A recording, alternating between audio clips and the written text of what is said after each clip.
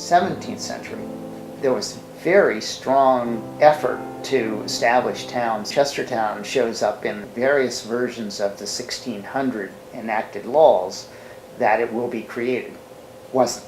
In 1730, the General Assembly passed another law that required that Chestertown be resurveyed, reestablished as a town. But those fundamental elements are that commerce on the river, this being your major transportation commerce system. You have the intersection of that with the land commerce system, which is High Street. A strategy has to be an overlay of human activity on terrain. So you have your two drainage systems. This is Barrel Creek, this is Radcliffe Creek going to the river. So that the town is shedding water, and it's important that it be high ground, that it not be floodable, and so forth. So that piece of the strategy is in place. You have the creation of the market in the center of the town. You have a cross, and in this case it's actually called Cross Street. Just looking at the plan, you can see how much larger these streets are than the parallel streets are. The other thing that you have is all of the structure of government at the other main intersecting corner. This guy right here is the customs house. So you have Church of England, you have the courthouse, which is the jurisprudence system, you have a jail, and you have a cemetery. All the major parts of life, religion, justice, trade, death, they're all embedded in the plan. By 1770, you have buildings like River House being built, which shows you that this has become a very prosperous town. We know in 1790, that's the first U.S. census done. I think it was about 3,500. It's close to 17,000 for the county, and that is exactly what we had in 1990.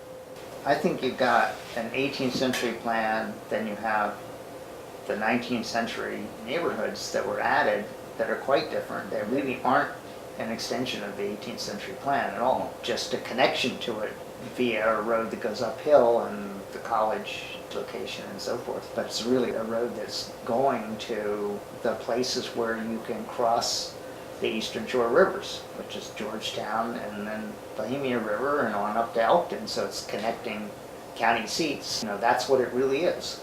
The very fact that people still want to live in those houses with a state highway going through the middle of them, that tells you how strong the plan is. People are not going, I don't want to live here, and it becomes a blighted area. That's not what's happened. I think what we care about is the culture that has been created with the plan as a structure.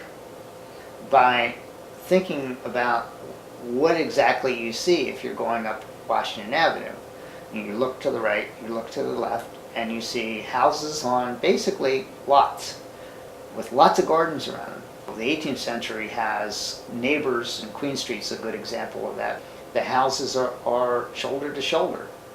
And you go up Washington Avenue, very different. It's very, very much individuals. This is my land, this is my fence, these are my trees. These are worldwide patterns of major shifts in thinking about what people wanted.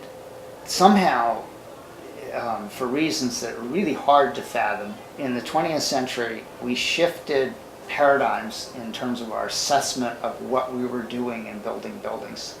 And the shift was from that a building had a citizenship in its community itself to a commodity view of what a building is. So a building then became, the higher the relationship of utility to price, the better the building. These houses did not lose the relationship of how they connect with the community, and the porches did all the connection. And so you can see money being spent in porches. That's gone. You can say, okay, well, air conditioning came along. That's true. When the porches stop giving you any kind of hospitality, you've got to say that people have lost their values. Why did they lose their values? I don't have an answer for that. But the last couple decades have been a rediscovering. People are building porches.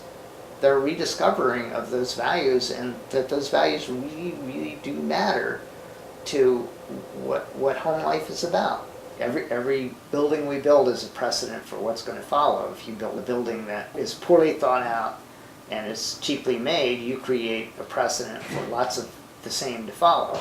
Similarly, if you build a building like Stam did that says, hey, this is a wonderful, wonderful place worth paying attention to, you create the precedent for other people to build buildings that have dignity, that have generosity. So the whole question I would ask of ourselves is, are we taking into consideration in our making of plans dignity, generosity, charity?